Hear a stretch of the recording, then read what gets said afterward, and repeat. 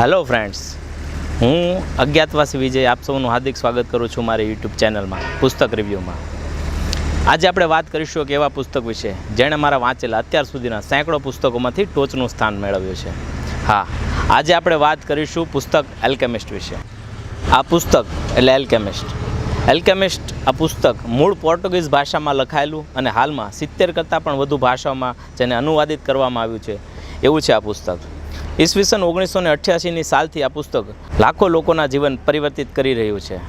આ પુસ્તકના લેખક છે પોલો કોએલો.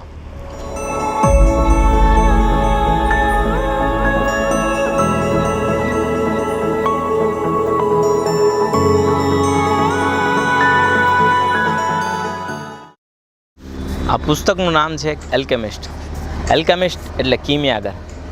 કિમિયાગર એટલે કોઈ પણ ધાતુને સોનામાં પરિવર્તિત કરી શકવાની કળાનો જાણનાર.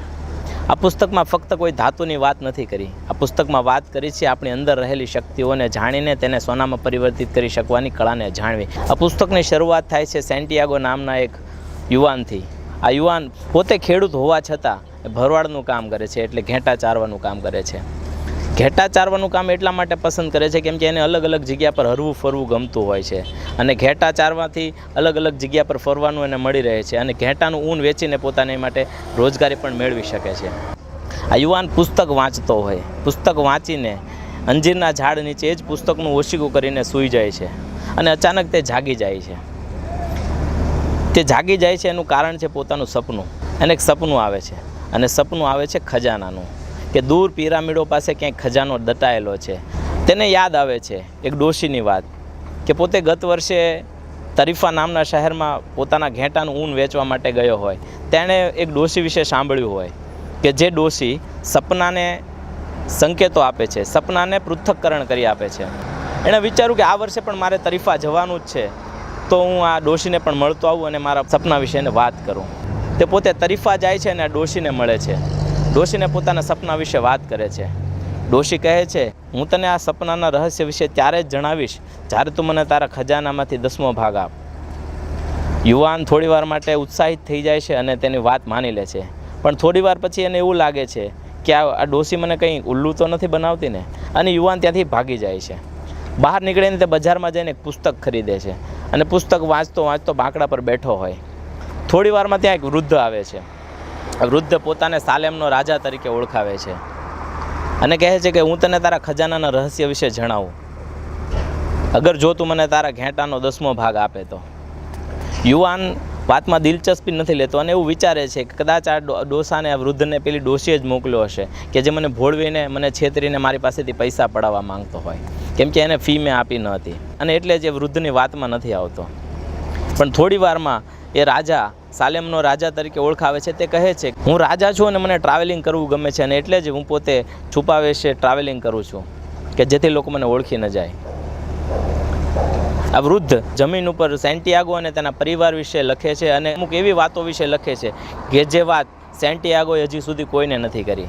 આટલું વાંચીને સેન્ટિયાગોને વૃદ્ધની વાતમાં વિશ્વાસ આવે છે. સાથે સાથે વિચારે છે અને કહે છે કે હું અગર તમને મારા ખજાનાનો 10મો ભાગ આપું તો. આ યુવાન કહે છે અગર હું તમને ઘેંટાને બદલે હું તમને મારા ખજાનામાંથી 10મો ભાગ આપું તો. આ વૃદ્ધ એની વાતને હસી કાઢે છે અને કહે છે કે તું એ જ વસ્તુ આપવાની વાત કરે છે જે હાલમાં તારી પાસે છે નહીં, અને જ્યારે તમે, તમારી પાસે કોઈ વસ્તુ છે જ નહીં અને એ આપવાની વાત કરો છો, ત્યારે તમે એ વસ્તુ મેળવવા માટેની ડિઝાયર છે એને લૂઝ કરી બેસો છો, તમે તમારી ઈચ્છા શક્તિને ખોઈ બેસો છો. આ વૃદ્ધ યુવાનને વાત કરે છે કે જ્યારે આપણે યુવાન હોઈએ ત્યારે આપણે ઘણા બધા સપનાઓ જોતા હોય છે, અને ત્યારે આપણામાં શક્તિ અને સામર્થ્ય હોય છે કે એ સપનાને આપણે સાકાર કરી શકીએ. પણ ધીમે ધીમે જેમ આપણે કોઈ નિર્ણય નથી લેતા, ને જેમ ધીમે ધીમે આપણે વાતને ભૂલી જઈએ છીએ, તેમ તેમ આપણે સપનાને સાકાર કરી શકવાની ક્ષમતા પણ ખોઈ બેસીએ છીએ. યુવાન સેન્ટિયાગોને એવું થાય છે કે ના, વાતમાં વજન છે. યુવાન સેન્ટિયાગોને વિશ્વાસ આવે છે, અને વિચારે છે કે મેં મારું ઘર છોડી દીધું, મારા પિતાને છોડી દીધા, તો આ ઘેટાને છોડી દઈશ તો એ મારા વગર રહી શકશે. એટલે 60 ઘેટામાંથી 6 ઘેટા રાખીને બાકી બધા ઘેટા વેચીને એના પૈસા ભેગા કરે છે, અને 6 ઘેટા સાલેમના રાજાને આપે છે.